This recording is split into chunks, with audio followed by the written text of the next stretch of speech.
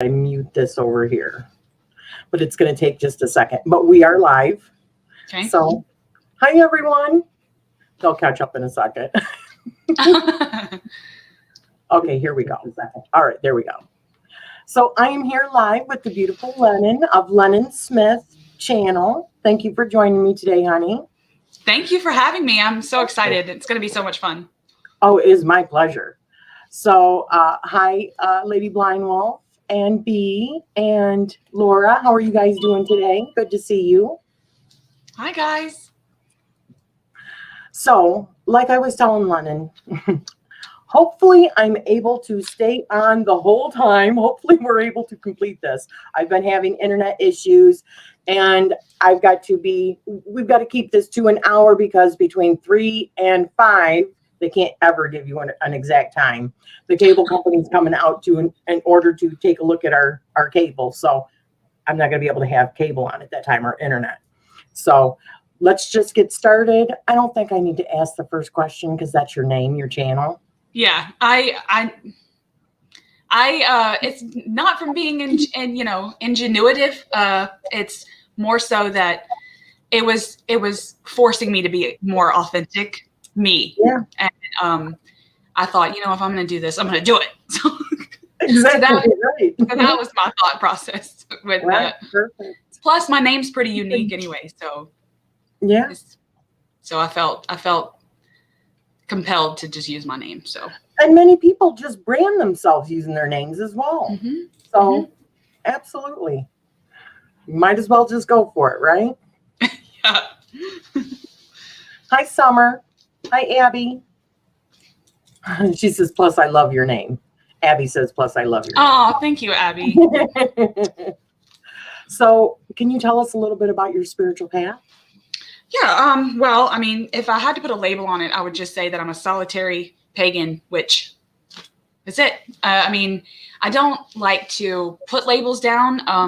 I've made a couple of videos about this already, but it's just that I don't want to be set in my ways. Like tomorrow, if I wake up and I don't want to do any witchcraft, I don't want to have to feel like I have to keep up with what all the witch labels are. So if I want to get in the kitchen, I'll get in the kitchen. And if I want to go outside, I'll go outside. But if I do have to have a name for my path for that it's primarily been, to put some umbrella terms down, it would be solitary, pagan, and witch. So those are my labels. I've said many times I need to change that. I need to go through and change all my questions because I don't really need to know the label. Just a little bit about your path and all that. Because I don't like labels either. I think they limit us, right? Yeah, me too. Yeah. So. But it's nice because a lot of people that you may interview may not even call themselves a witch, and that's okay, Mm-hmm. So I guess it's nice. It's nice to have something to start off. Like the labels are good jumping off points, and that's what they are for me. So it is nice. It's like, okay, where do you stand? Okay, what can I talk to you about? Yeah. So exactly. That's where somebody might say, "Oh yeah," like in normal conversation. Hey, so what do you do? Well, I'm a witch. How about you? What do you do for? Yeah. Like, what does that entail? Like, oh, witch. Yeah. Oh, yeah. I've gotten that a couple of times. Although I can't talk about it, which I think leads into the next question. Okay. Yeah. Were you raised in your path? No. Okay. No. I was raised severely Christian. My parents are extremely pious people. And it was very, very taboo to have anything that even remotely looked like idolatry. Statues, of course, any witchcraft iconography. Okay. Hi, Courtney. And I don't know, it was very taboo, but our branch of Christianity here in the South of the US was just so set in their ways. Like there was certain things we had to do that was never going to be part of my path. And when I veered off from that path as an adult, I don't know, it hinders me sometimes from being able to talk about it, but I'm blessed to have found a life partner that was pretty open about all that. So I can talk to him about it. And he was like, I don't care what you do. You know, I'll let you. But yeah, I still can't like talk about it openly. I mean, if my mom were to find my YouTube channel, I think she would just have a heart attack for real. So it's pretty severe, pretty severe on my end. I'm very much in the broom closet in real life. And you know what? It's terrible that we have to be like that. But with certain people, you have to be like that because they just don't understand. And it would just cause them so much strife and turmoil just because they don't understand. And it still does that to my mom. Well, my mom is more so pious than my father, but my mom still has conversations with me about going to church and damnation and hell and praying and it's all the time still, but I'm used to it. It's almost like, you know, like I have to just rub it off and, you know, light some sage after she leaves. And that's pretty much what happens. So, but yeah. Says, or when someone is interested in dating you and you bring it up and then get a funny look. Yeah. I can only imagine, like when I've known my husband since I was 13. So yeah, we knew each other and we're pretty much friends forever, and then got married at 18. You know, like wow. I didn't really have a dating life, but he was. Yeah, our relationship is probably like 1 in a million. Like I don't know. And you guys have been together for how long now? Then almost 15 years. Wow, so yeah, fabulous. Wow. He's it for me. There's nobody else that could take me. Okay. There's just nobody else. And it's known by me too. I'm like, nobody else can handle me like you do. So I'm not even going to try. Yeah. Let's see. So do you feel a stronger connection with any one element, or is it more balanced, would you say? Or oh yes. Abby knows this. I am an air witch. Now, in her interview, she talked about liking an element, but it being the opposite of what she is in the zodiac. But for me, I'm an Aquarius, so that's an air sign. And I have always been fascinated by the wind. I'm a wind. I call myself a wind witch. Wind, air, seeing your breath, like those things are what's keeping me here. Like there's like the happiest times for me is when it's really, really windy. Birds, flight, things in flight. I have a thing for dragons. And so there's the air sign is probably my favorite and the one that I generally work more with than any of the others. I mean, I do work with them all, but the air is probably my favorite. So there's an affinity with the air suit for me. I always assumed it was because of my zodiac sign, but it may just be that I'm drawn to that. I don't know. Do you get into astrology quite a bit, or? If you ask me some trivia, I would know absolutely nothing probably. Like I know my sun, moon, and rising. Yeah, thank you. I mean, I know my sun, moon, and rising, and then kind of what all that means, but not broadly. No. Yeah, because after the interview with Abby, I did her real sky astrology, and she is a Pisces. Oh, really? Yes, she is a Pisces. And she thought she was an Aries this whole time? Yeah. Wow. That's so crazy. I'm going to have to do that. I wanted to do that before today, but I didn't have time. But would everyone's be different than what they assume? What is your birthday? I'm a cusp baby too. Mine's February 18th. So you would be probably a Capricorn, a Sagittarius a Capricorn Aquarius cusp instead of a Aquarius Pisces. Right. Right. Which probably would make a lot of more sense to me if I knew sun signs at all. But I'm an Aquarius and then I'm a Pisces moon. Oh. So it's like my chart's all on like one side. So you're probably not truly a Pisces. Well, you could still be, because Pisces is a really big constellation.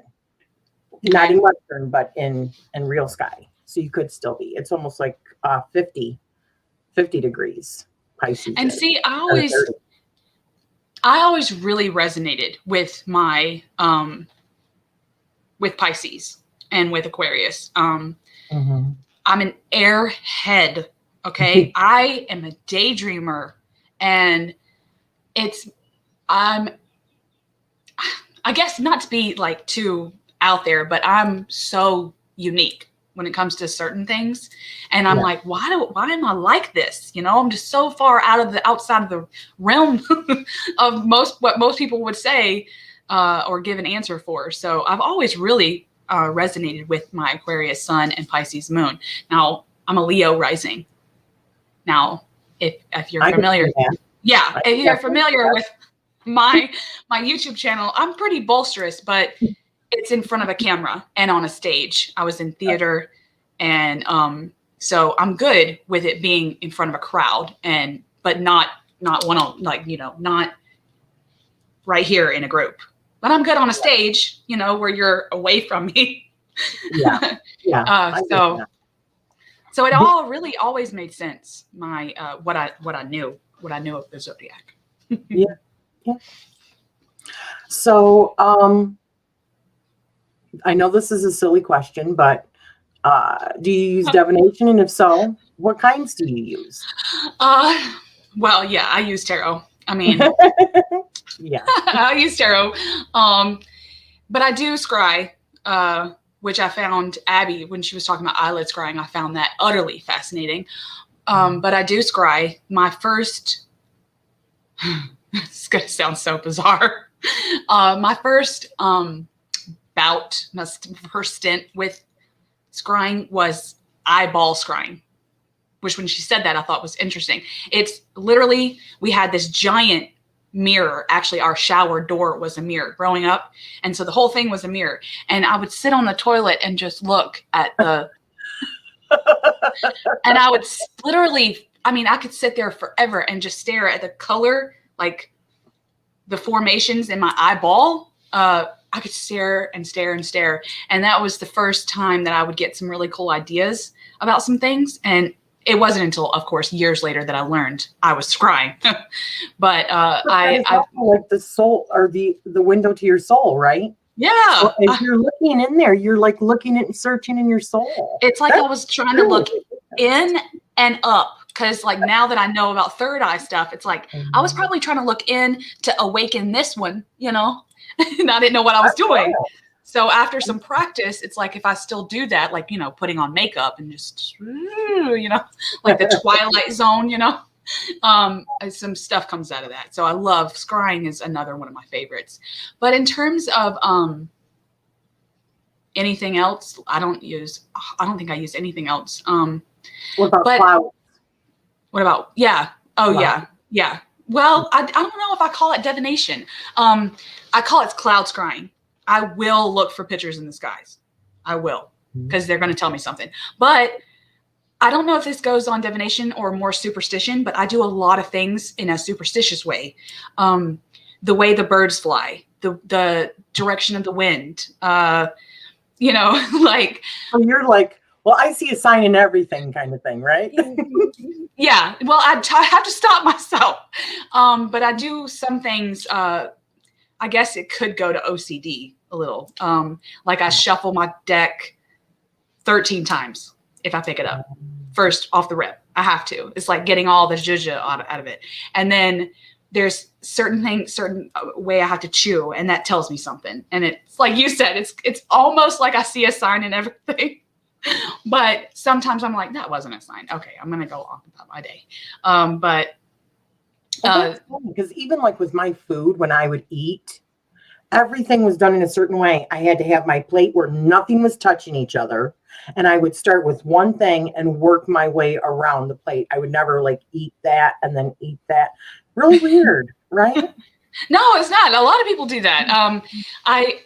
And it wasn't so much that my plate had to be in a specific way, but it was like I had to chew evenly Like I can't have 6 Skittles over here and 1 over here. That's not gonna happen. I have to have an even number. So I guess some of those is more on superstition than anything else. And people think I'm weird for those types of quirks, but sometimes a sign will pop out, a symbol will pop out.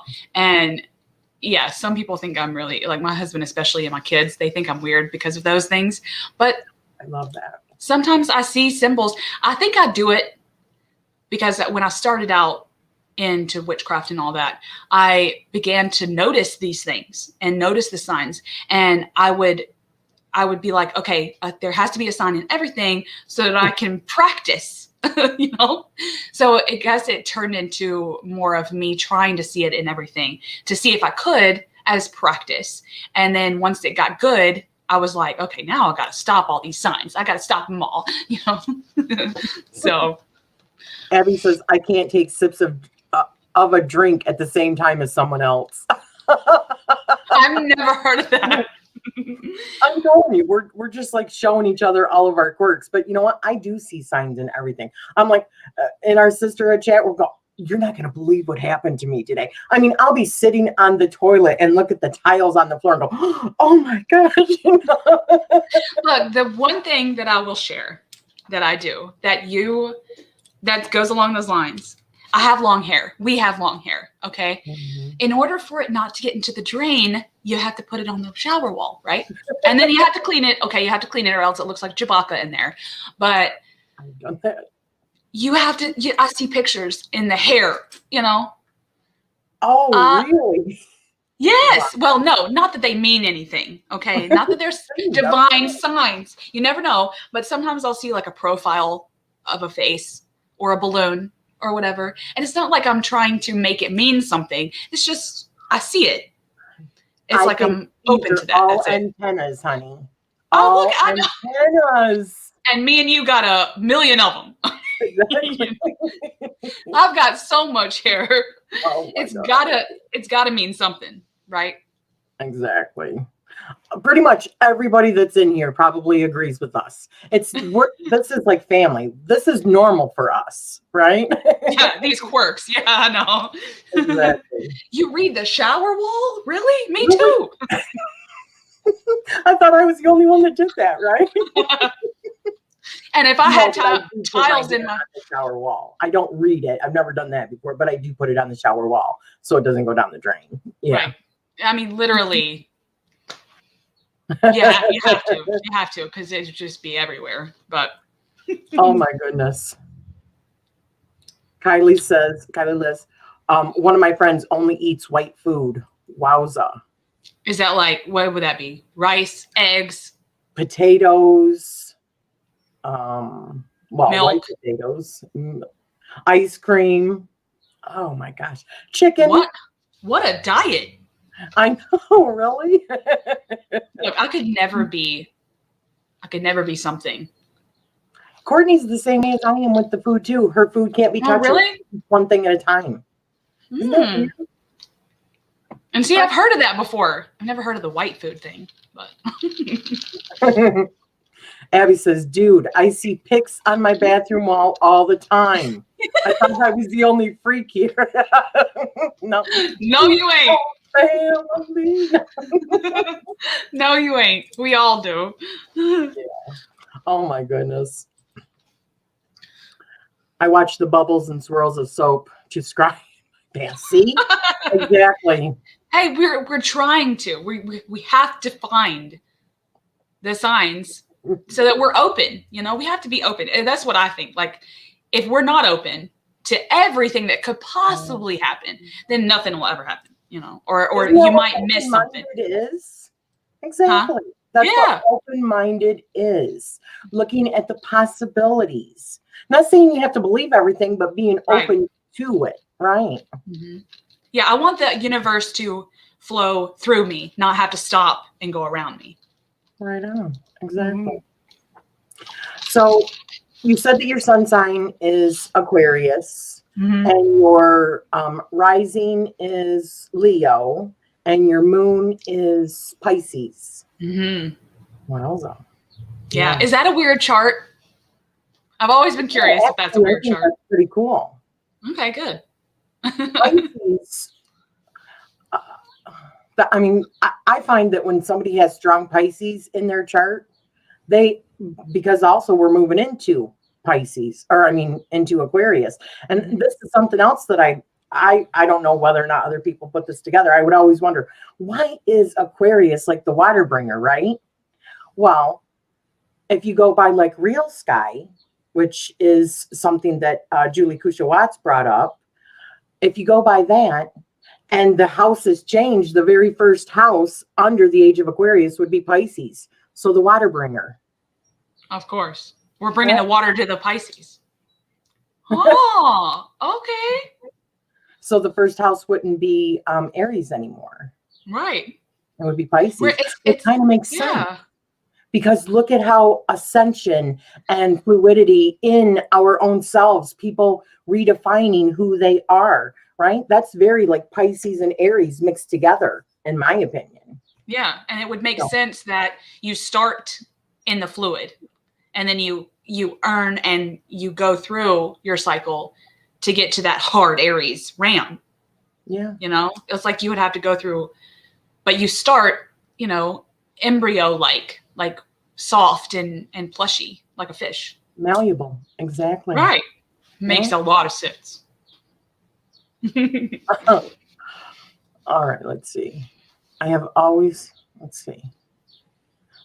find Faye in the trees, rocks, sagebrush. Yeah, nature. Yes, she does.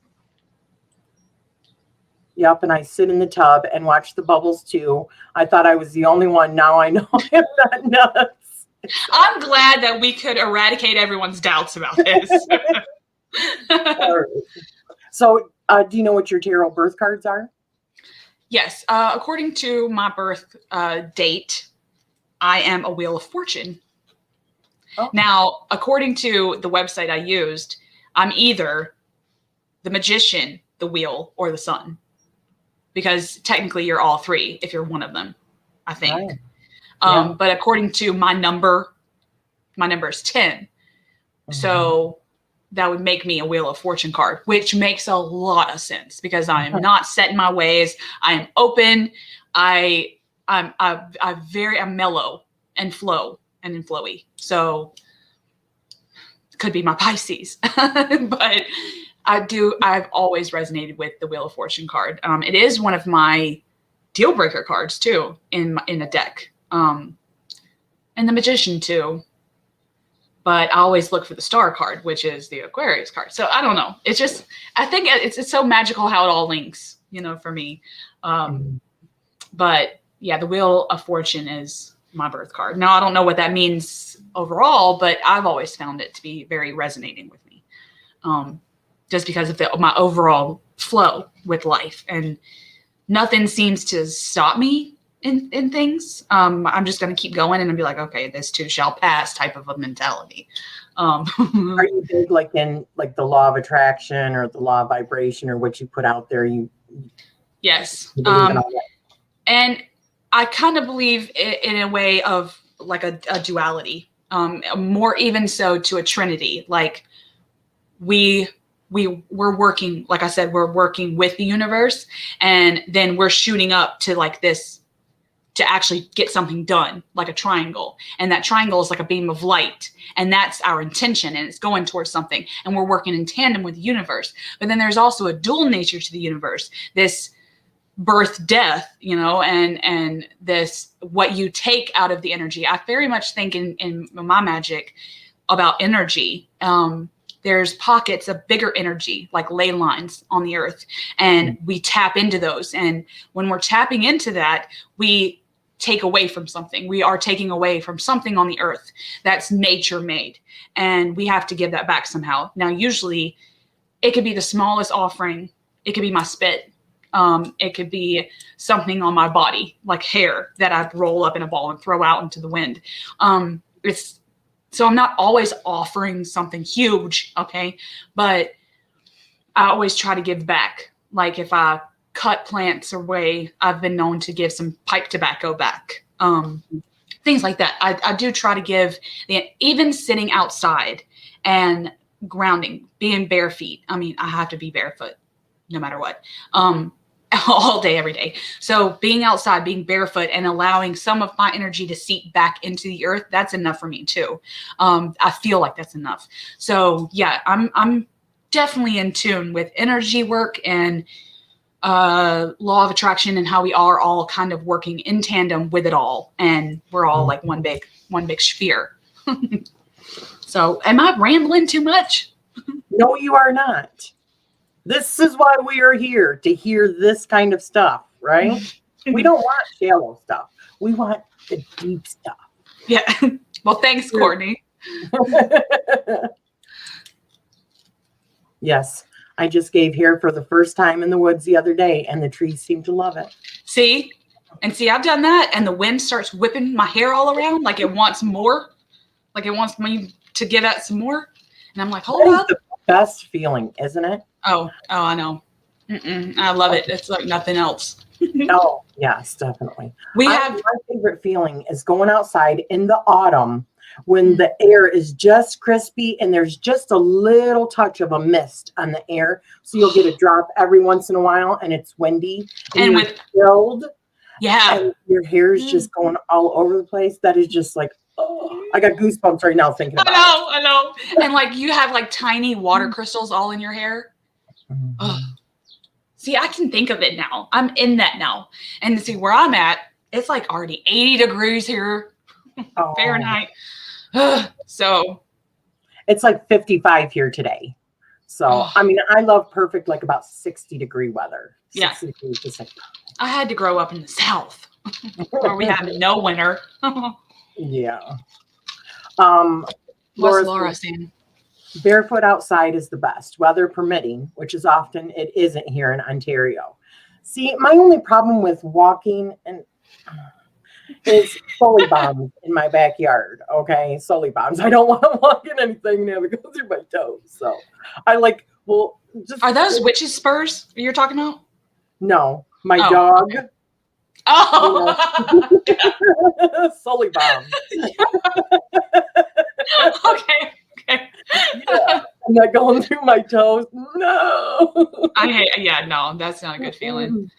But my feet are so calloused, I can walk over hot coals.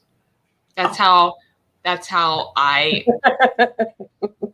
grew up barefoot. So those kind of sully bombs. Yeah.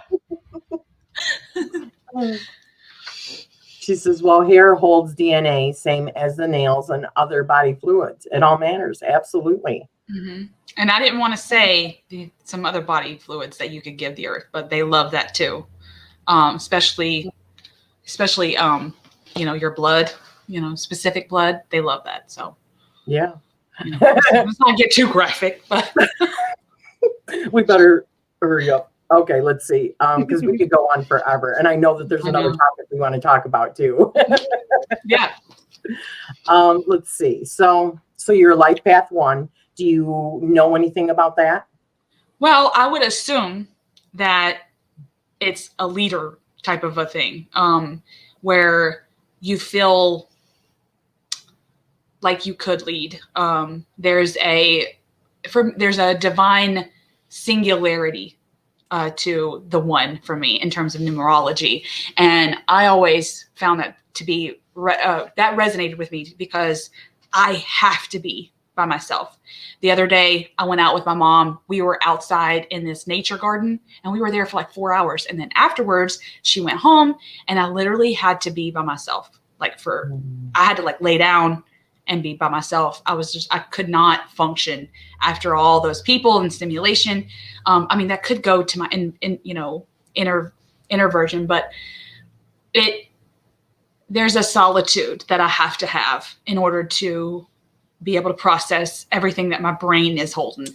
And so I guess in terms of in numerology, the one makes a lot of sense for me because I have to have that. But in terms of leader, if I was forced into a leader position, I could lead some people. Okay. I'd be delegating all kinds of things to people. You got a group for the secretaries and a group to do this and a group to do this. I could do it. I could delegate. but I don't delegate right now. I don't have anything to delegate, but I could. So I don't know anything else about life path unless it's probably new beginnings, also being open. But to see, and open that to goes new with my experience. wheel, you know. Right. I am. And your wheel also, when you were talking earlier about not just the wheel, but then taking action, which brings us back to the magician taking action. Right. So it all makes sense. Mm-hmm. And it's like once we get crushed by the wheel, we've figured out what did work, and then we still have to start back at the magician again. And so it's almost constantly, like and that each magician that I will be different because I'll just have to keep going like this. Yeah, exactly. So it does resonate being life path 1 for sure. I think you are the first one that I've ever met that's a life path 1. Really? Cool. I think so. I'm not sure. I think so, though. Or that I've talked to like this, I think. Yeah. I mean, I don't know. It's probably not rare, but. No, I'm sure it's not. I mean, it's not like I've done tons of them. You know? In comparison to how many people we have on the earth, yeah, I'm sure there's tons. Yeah. So, what significator card do you associate yourself? Is it the wheel? I don't. Okay. I don't use one. Okay. I don't think I've ever been in the position to have a spread where I had to have one. I don't use spreads that have significators. If I were to ever come across one, for some reason, I think that takes away from what I could, like takes away my odds of putting a specific card down. It's taking out of the deck. So I want all the chances I can get in terms of opportunities. Yeah. So I don't know. Does that make sense? It absolutely does. It absolutely does. And see, I think with the significator, you could be a different significator any day of the week. Yeah. I mean, feeling or whatever. How could I choose today? You know? God. Do you have a favorite, or do you have a current favorite deck that you're working with? Or just a favorite deck in general? Right now, I am using the Voyager Tarot, which is like a collage deck from the 80s, and I love it. It's been really fascinating to dive into. It's a very intuition-driven deck, so it's really awakening some stuff in me. And now with this week, with what's going on in astrology, with my bare knowledge, okay, because I listen to a lot of YouTubers that talk about this stuff, I'm thinking that this new moon and this Taurus, you know, it's just, I need that. I need the grounding, and I need to be kind of into myself. So that's been a really good deck, and I've been using the Holly Simple. See, I don't think I've heard of either of those. Really? Yeah. Well, the Holly Simple is really creepy. But it's got all kinds of pastel colors, but she's got these gnarly fingers and skull type faces. Anyway, you should look it up. It's called Holly Simple. But then the Voyager Tarot is an older deck that he used a lot of images, like actual images, and just kind of cut and paste them all and made a tarot card out of it. But because of the amount of images that he used, like 20 per card to kind of cut and paste, you can really see something. You can really see something in the cards, and it's going to be different every time. So I've been really using it to kind of tap in and see what I see. And so those have been the two that I've been using recently. So very cool. And do you have a favorite tarot card in the deck? I know you said that the Wheel of Fortune is like one of your cards that you would you say that is your favorite card, or do you have another one or a couple? Yeah. I love the, I guess in terms of, because I have some that are like major arcana and minor arcana. I mean, we could be here all day. I guess in terms of major arcana, it's definitely death, and it's definitely the star card, and it's lust in Thoth. because of the message of that card. It's like the wild woman archetype, the Mary Magdalene, the Lilith, the Banah from the Tree of Life. It's all of those like dark mother. And so that's the archetype of that card from Thoth system. And so that's my absolute favorite tarot card in that system.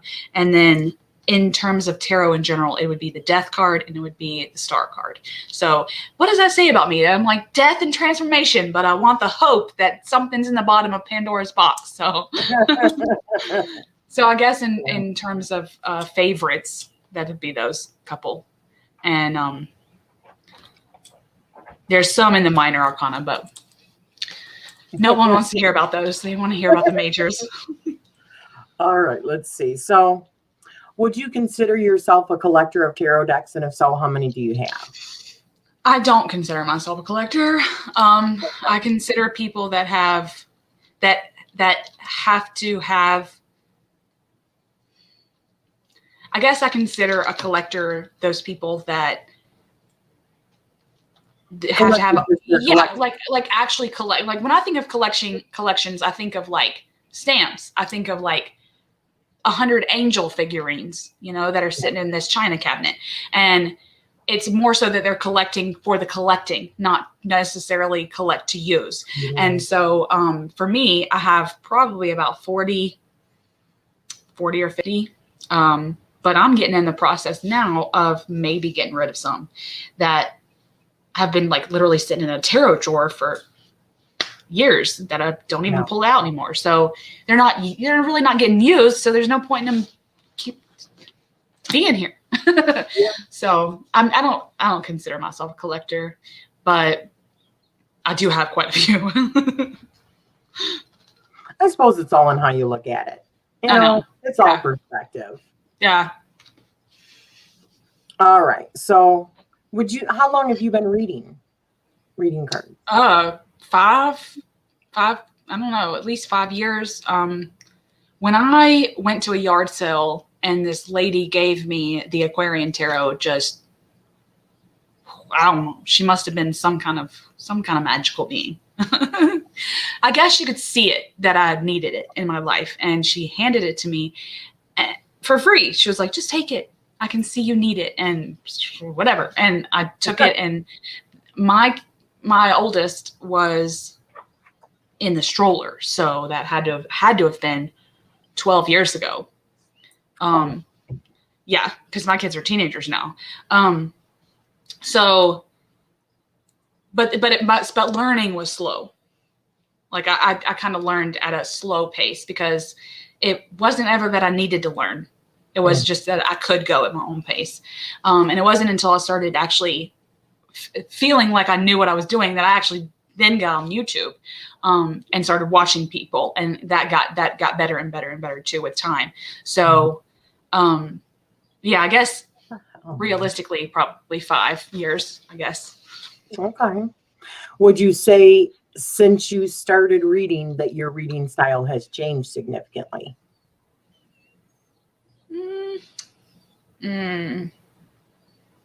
Like, okay, maybe. Do you feel it necessary, and it sounds like you did, in order for you to learn the meanings before you actually felt comfortable enough to start reading? Oh, yeah. You know what I mean? Oh, yeah. And then after you knew the meanings, then you probably, or at least like me, felt more comfortable to use your intuition. Yeah, it wasn't, I know. I thought that this was some weird system that I had to know everything about. And I'm a researcher anyway. So I only got like a couple of books, but we still had internet then. So I was up on the internet and watching some vlogs and blogs and videos and reading everything. And then I was writing everything down in like journals, like composition notebooks. And a lot of the articles I would read would tell me, just come off at the top of your head, what do you think this means? And I couldn't even do that. I was like, no, you're trying to trick me here. You're trying to trick me. I'm not doing that yet. I'm not comfortable yet. So I thought they were trying to relate to that. I was like, you want me to use my own stuff? No. See, I'm going to use everybody else's stuff first, and then we'll see. Okay. But that took years. Yeah. So I guess in terms of that way, it did, because I started out being the researcher. I was like, I'm not slinging a card. I won't probably even shuffle the deck. I'll leave it in order and just flip, and I'll be on a table with a journal, and I'll just research card by card, and then maybe a couple of cards together to see how they play. But I was severe on my research. And then it finally dawned on me. I was like, I'm so sick of having to look at the book, or look at my journal for a meaning. And then when I started doing spreads, it was really hard, because I was like, I've been so severe on trying to learn that I don't even know how to read two cards together, because literally getting a job can't be this meaning and this meaning. It's like, how do you add those together? So I had to start chipping away at my own intuition to unlock how to mix the cards and how to make a sentence, out of what these meanings mean, but that took, it took me getting there. It took me being comfortable. So I guess so. I guess, it's changed a lot. I would have never trusted myself in the beginning either, unless I had the meaning there. I mean, either. Especially with some of these decks, because you just don't know. I mean, seriously. I know. How did you get that out of that? I like looking at it in perspective, but still trying to be open. Yeah, exactly. And I just fail miserably. After I got the meanings, then I felt safe enough to then start using my intuition. But right, and I know not everyone is like that. Well, more power to them. Exactly. I'm so proud of y'all to trust yourself. The air in your chart too, though. Having to do the research. Yeah. Well, probably. Yeah. There has to be some intellect. Well, I always kind of felt like my intuition has to be based on something. If there's no foundation there whatsoever, if I don't have a keyword for my own brain to be able to fire stuff off of, okay, it's like a trampoline. If there's no trampoline there, I'm literally splatting on the ground.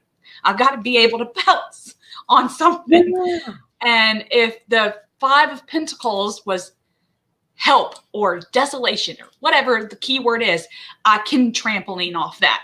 But if there is no word there, if there's absolutely no book meaning that I believe when I see the card, then I couldn't do anything with that. I was like, I don't know what this is. So, yeah. Exactly. Lots of change then. Yeah, lots of change.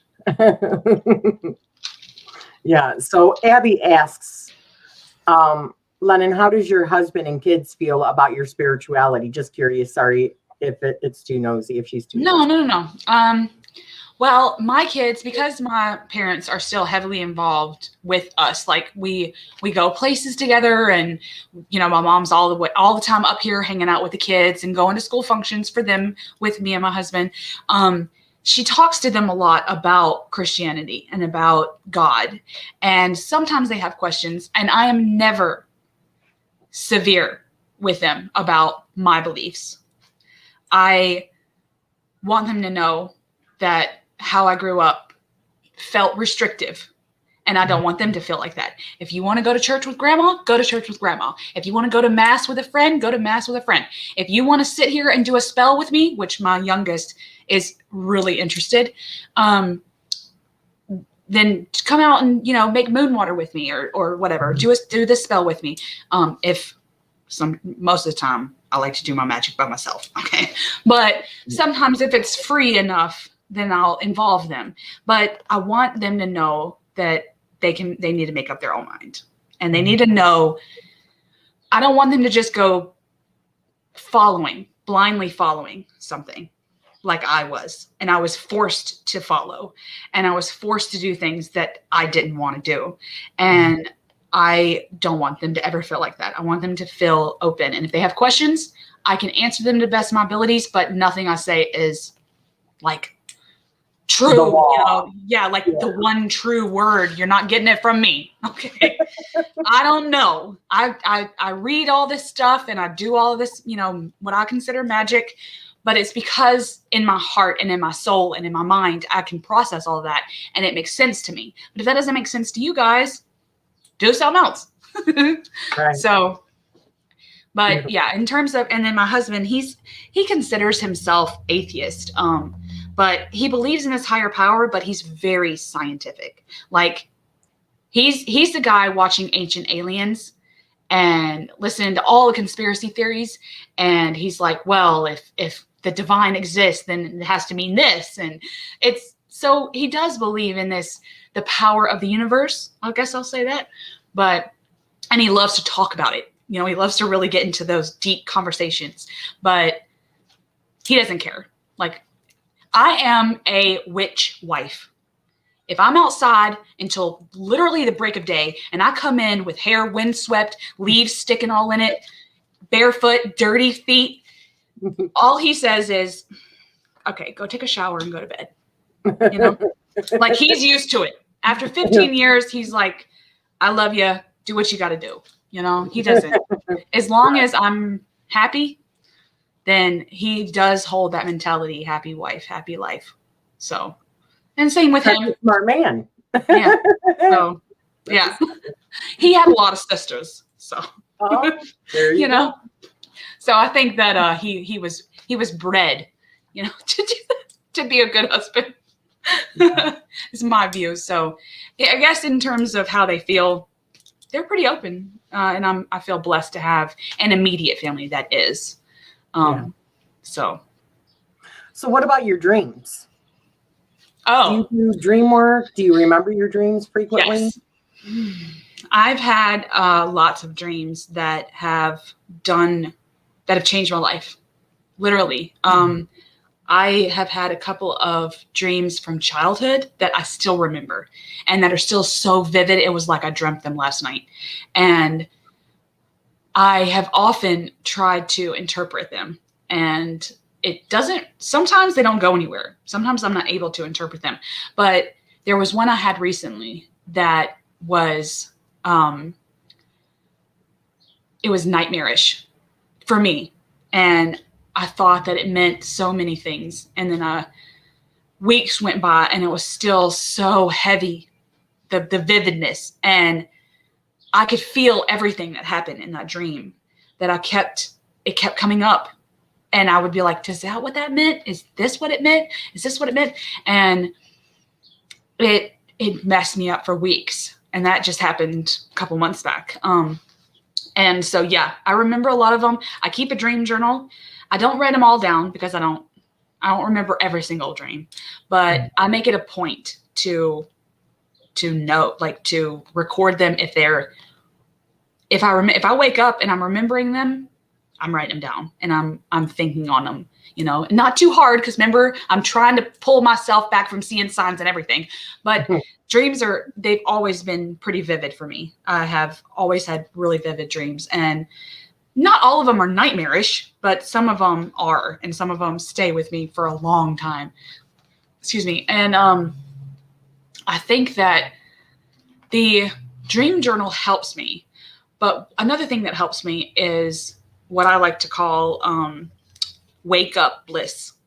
I have this thing I've always had with my kids, and it's, if I need to wake up and I still have, like, I'm still kind of like riding the fence of consciousness, leave me alone. If I'm standing up, you can approach me, okay?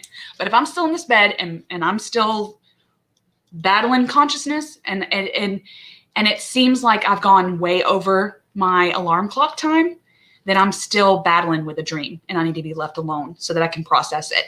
And I've always had that with my kids, and my husband knows that too. So I kind of call that wake up bliss. I know a lot of mamas don't have that.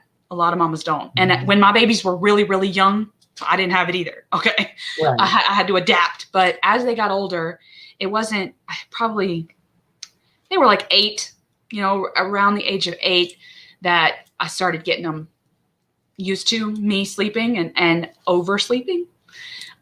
So that helps me too, is to have that family dynamic where I can have wake up bliss that helps me to process the dreams at the edges of consciousness. So that is perfect. I mean, honestly, that is like a really important time. I know. And I can get a lot of symbols there, you know, like if the devil's going to come to me in a dream, he's going to come to me right there. Or if a door is going to open or something like that, a divine light, those are the moments. Space. Yes. I'll literally riding the fence right there at the edge of consciousness. I'm a hedge rider, and I feel like I'm between worlds at that place. I feel like that place, a lot of people don't realize this, but I feel like that's almost the same as Beltane and Samhain. It's like when the veils are thin, it's microcosm. It's microcosm. It's you. It's your veil that's thin. That's like when your gamma waves are like really strong. That's when like people are trying to achieve that level when they're meditating, whatever, like your monks. That's the space that they're in right there. That's when the divine messages come in. So that's really important. But one of the things that I would say for myself when it comes to dreaming, you know, there's tons of interpretations, tons of places that you can go, and sometimes that helps, but 9 times out of 10, I always say, whatever that feeling that you're really feeling right at the moment that you wake up, that's what you're supposed to interpret because it affects your feelings. So that first thought, well, that can't be good. Very first thought, it doesn't always mean it's prophetic. Right. It could just be what you're going through. You know, it could be that you just watch something on TV, you know, like a crime story or something. Not everything is prophetic, but that's what I always say. That's what you're working through. For me. Yeah, that's so crazy. Because I know after that nightmarish dream, it wasn't really a nightmare. It just was so vivid that I could literally feel the pain that I was going through in the dream. I could feel it. Okay. And I've never, I hardly ever do feel it physically, but I felt it physically. And I woke up and I told my husband about it. And he was like, we need to be careful. Because it was talking about babies and things like that. And I just so, oh my goodness, it was so bad for me and my psyche for a while. But if I were to go on that wake up feeling that I had that morning, then yeah, it was probably just my consciousness telling me that, you know, like scared of pregnancy, right? Scared of getting pregnant. Could have been something like that, right? It could just been something like that kind of a message. You know what I'm saying? I mean, or there could be other things at play that work in those areas, work in the astral planes also. Yes. Courtney's had some experiences along that lines. So with that has to do with like the womb and children, and yes. Like you're attaching to someone else going through this too. Oh, maybe. I mean, or is it mean like we might have to talk about had a child. She believed that she actually had a child that was a hybrid that was taken from her, from aliens. And she is not by far the only person. There has been tons of people that have felt this and real pain down there. Yes. I think that is, but I mean, we would talk more on that besides here, but yes. You know, going from that though, because I know we're limited and I don't want the cable man to show up while we're doing this. I know. But I know that you had talked about blood type and you wanted to get into that. So going from your dreams, let's talk about blood type really quick. Well, I am an A negative. Okay. And I've done tons of research. Well, I've had to do tons of research on that blood type because of pregnancy. I can't, with my first child, I could not have, being RH negative in general, you have you have to have the ROGAM. Right. And you don't have to. You can opt out of it. But my very first pregnancy, my baby was trying to kill me. Literally.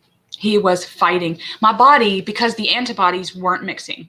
And they don't when you're Rh negative. Obviously, he was positive blood. And when they mix in the placenta, my body literally can't process it. It's like a disease. It's like a virus. And so my body fights it off and it shoves all its antibodies down there. And it's like, kill this foreign object, you know? Mm-hmm. And so I've done a lot of research with the ROGAM and being Rh negative, but that led down so many rabbit holes as to, first, that you can't trace us back through to mitochondrial Eve like you can most people. Like we're not even, our DNAs aren't even part of that. And it's like, where did we come from? Really? Yeah. Interesting. Mm-hmm. Like we are the aliens, the negative, the Rh factors. And because there's no, in terms of ancestry, the people that they have tested that have Rh negative blood, they only go back so far. They can't go back like you can all the way to mitochondrial Eve. And another thing said that there's this place in Basque where they're said to have derived, which there's all kinds of theories that says that that's Atlantis and that the aliens, they touched down in Atlantis, okay, and then, of course, did their thing and spread throughout the world and things like that. So I just found it utterly fascinating that I could be part of this line of ancient aliens that can't be traced. I can't be, like, my line can't be tracked. So, and it's my mom who's negative. So, who has negative blood type as well. So it's just so fascinating to be negative. But not that your babies have, are trying to kill you when you get pregnant, but the not being able to be traced and that your DNA is different. Cloning. Cannot be cloned. Right. And well, that's what that, yeah. And it's just like, you just feel so. You want to know what's weird about that? I am positive, my husband's positive, and my daughter is negative. How does that happen? Wow. And there were no little affairs, none of that. No on the side stuff. No, but I've seen a psychic, and she told me years ago when I was pregnant, she said, your daughter is special. There's something about her. She's like a bright light or whatever. But according to the test, and Laura had said something like, I tried to find out my blood type after our chat, because that's always a big thing for me. My mom didn't know. Sometimes you can't easily find it at your doctor's office, which is weird. So you can actually buy tests right off of Amazon and test your own blood type. And it'd probably be like an insulin shot. You just prick your finger, right? Just prick your finger, and then you put it on a little end, and then there's 4 little control dots that you put the blood onto each one of them. Each one of them is for either A, B, or O. And it'll show you by the patterns that the blood takes to tell you what type you are. And mine and my husband's were both inconclusive because the control circle was like spotted, which it's not supposed to be. So I bought another set. I got to do ours again. But according to the first one, my husband is A positive and I'm O positive and my daughter's O negative. Wow. But my son's O positive. So go figure. I know. I mean, the blood type is so fascinating because I didn't know. Well, I gave blood to the Red Cross when I was a teenager because I was never scared. And, they're always doing promotions. So I was like, whatever, I'll do it. I'll get out of class. And they gave me a card that said A negative.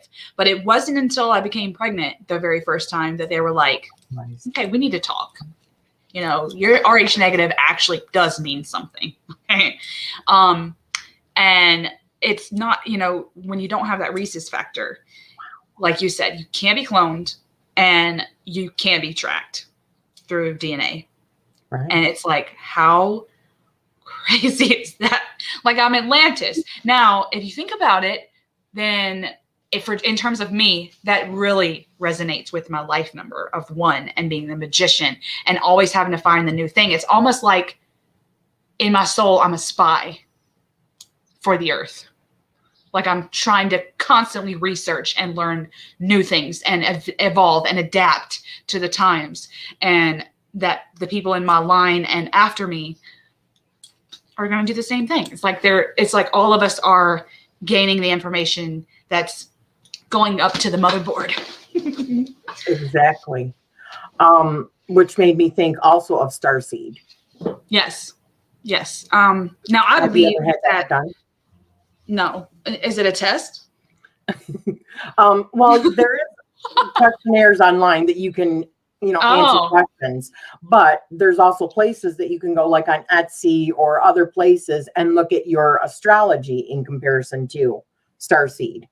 Now, I had it done Western, which shows like 10 different starseed lifetimes for me, all the way up to Elohim, showing that I was like an angel or something originally. Wow. But that's Western, and I don't follow Western. So, so you're like, well, that'd be great, but I don't. I know. I'm like, really? And then, oh, damn. Well, this is Western. I'm sorry. Take all that back. I know. It's terrible, but yes. I'll have to check into that. I'm going to do the real sky too after this. Yeah. I think that'd be great. I can show you to a website too, where you can run your chart and all that. Okay. So what about TV series? Is there any, do you watch TV? I mean, from the trivia, we know that I love witch movies like Hocus Pocus, The Witches of Eastwick, Moonstruck, because they don't say it in that movie, but Cher is a witch. Okay. Yeah. She a witch in real life to me. Practical Magic.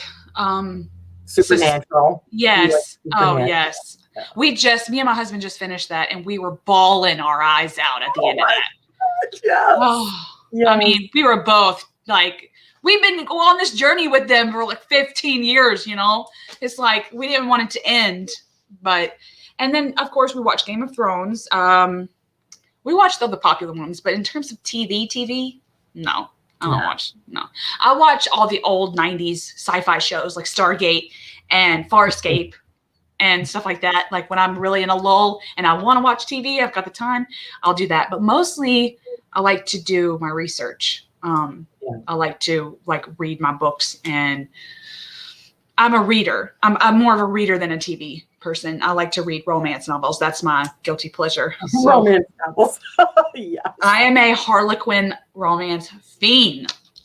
Oh, I know that sounds crazy, but I've been like that since I was a young teenager. So my mom would always say to my sister, "Oh my gosh, you're reading that trash again?" Because Carla always had one of them in her hands, It is smut. It is trash. Okay. I know, but it's so good. Oh, it's Highlander ones and I love Native Highlander American ones, and oh gosh, yes, I want them all. Uh-huh. My husband, he always says you're getting some good ideas in there. I'm like, well, you never know. Let me finish it and I'll tell you. Exactly. Laura said she's watching Stargate SG-1 for the first time now. It's fun. Hit me up and we'll talk, because it's like my all-time favorite show. Yeah, it's very cool. All right. We've only got a couple more minutes, but if you could have a deep conversation with anyone during any time in history, who would it be and why? I really struggled with this, but my all-time favorite, because I'm an artist, I've always felt to, is that the internet guy? I think it is. I am sorry, guys. I have to cut this short. My cable guy's here to do my internet.